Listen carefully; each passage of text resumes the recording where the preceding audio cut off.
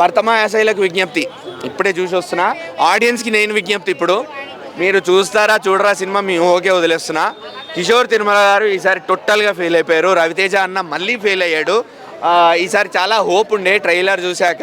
సరే routine action drama entertainment ఇదంతా పక్కన పెడితే పాత వింటేజ్ రవితేజ గారి కామిక్ టైమింగ్ ఫ్యామిలీ ఎంటర్టైన్మెంట్ అదంతా వాపస్ వస్తుంది అనుకున్నా.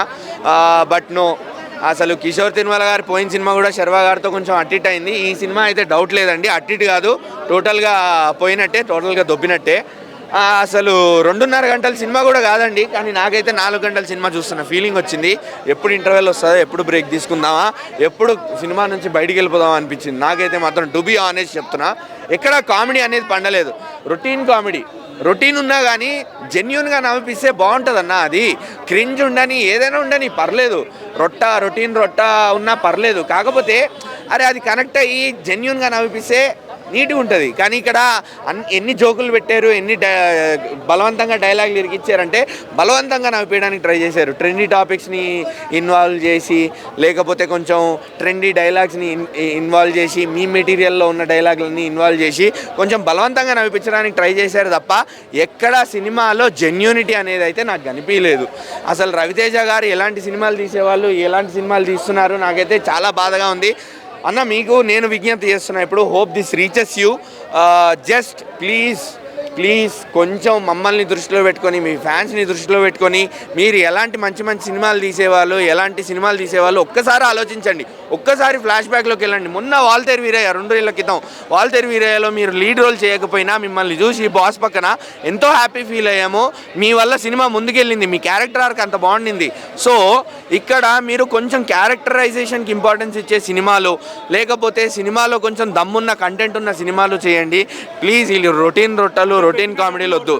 పెట్టిన డబ్బులు అయితే నాకైతే ఇక్కడ వర్త్ అనిపించలేదన్న, నిజంగా వర్త్ అనిపించలేదు. సినిమా టికెట్లు కూడా హైక్లు ఇచ్చినట్టున్నారు దీనికి కూడా. నాకైతే మాత్రం వర్త్ అనిపించలేదన్న. 2.5 గంటలు నిజంగా. నిన్న సినిమా నుంచి బాస్ సినిమా చూసి, అనిల్ రావిపూడి గారి సినిమా చూసి ఎంత ఎక్సైట్మెంట్తో బయటకు వచ్చానో, ఎంత సాటిస్ఫాక్షన్తో బయటకు వచ్చానో, ఈరోజు లిటరల్లీ తలకాయ పట్టుకొని బయటకు వచ్చాను అన్న. అనవసరంగా అప్పటికి అనుకుంటూనే ఉన్నా సరే అని చెప్పి ఇంకా వచ్చేసా. పోనీలే రవితేజ అన్న చూద్దాము. కిషోర్ తిరుమల గారి మీద కూడా కొంచెం నమ్మకం ఉండే. ఇంతకుముందు సినిమాలు బాగా తీశారు, నేను శైలజ, ఉన్నదో ఒకటే జిందగీ, రెడ్, ఇలా చాలా మంచి సినిమాలు తీశారు. కానీ ఈసారి ఏమైందో మరి, అది రవితేజతో తీసే వరకే అవుతుందా, లేకపోతే అదేందో కాంబినేషన్ రవితేజ గారితో వర్కౌట్ అవ్వట్లేదా నాకు అర్థం కావట్లేదు. But total time waste, total failure, తలనొప్పి, లిటరల్లీ తలనొప్పి అన్న. 2.5 గంటలు నేను 4 గంటల్లో ఫీల్ అయ్యాను, అదే చెప్తున్నా కదా. సో అందుకే చెప్తున్నా, రవితేజ అన్న ప్లీజ్ మీరు ఒక్క మంచి సినిమాతో మళ్ళీ ముందుకు రండి. మీరు సినిమా తీయండి, మేము చూస్తాము కాదనట్లే, కానీ ఒక్కసారి మమ్మల్ని దృష్టిలో పెట్టుకొని తీయండి సినిమాని. సినిమాలో ఏం ప్లస్ ఉంది అంటే నేనైతే ఏం ప్లస్ ఉందని చెప్పలేకపోతున్నాను. ఏం మైనస్ ఉందంటే టోటల్ సినిమానే మైనస్, అసలు తీయడమే మైనస్ అనిపించింది. అండ్ హీరోయిన్ రోల్స్ అంటారా, ఫైన్ ఉన్నాయి, ఎందుకంటే వాళ్ళ చుట్టూనే తిరిగే సినిమా కాబట్టి రోల్స్ త్రూ అవుట్ ఉన్నాయి. కాకపోతే ఏంది అంటే ఎక్కడ కనెక్షన్ అనేది, ఆడియన్స్తో ఇన్వాల్వ్మెంట్ అనేది జరగలేదు. అండ్ గ్లామర్ రోల్స్ కోసం వాళ్ళని పెట్టుకుందామా అంటే గ్లామరస్గా కూడా అంత ఏం చూపించలేదు. అండ్ సత్య గారు, వెన్నెల కిషోర్ గారు, ఎంత మంచి ఆర్టిస్టులు ఉన్నా, ఎంత రవితేజ లాంటి యాక్టర్ ఉన్నా ఏం చేస్తామండి సినిమాలో దమ్ము లేకపోతే.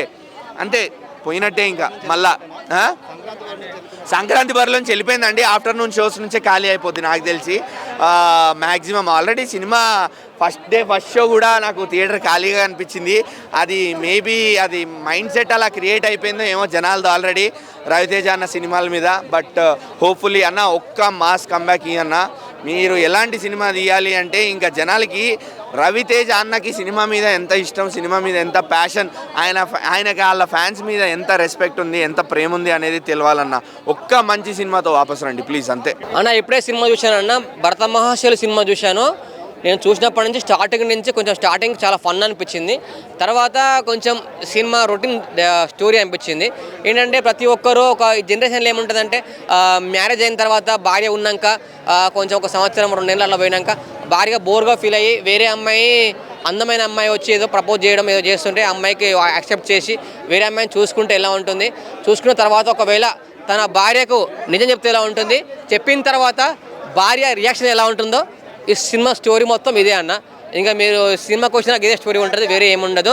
కానీ కామెడీ అయితే పర్లేదు. ఫస్ట్ హాఫ్ అయితే కామెడీ ఉంది, సెకండ్ హాఫ్ అయితే స్టోరీ ఉంది అంతే. కొంచెం fights and dialogues and Karthika Deepam song and కొంచెం ఓల్డ్ సాంగ్స్, సత్య గారు కామెడీ అండ్ వెంకటేశ్వర గారు కామెడీ, కొంచెం కామెడీ పర్పస్లో ఎంజాయ్ చేయాలనుకుంటే వచ్చి చూడొచ్చు.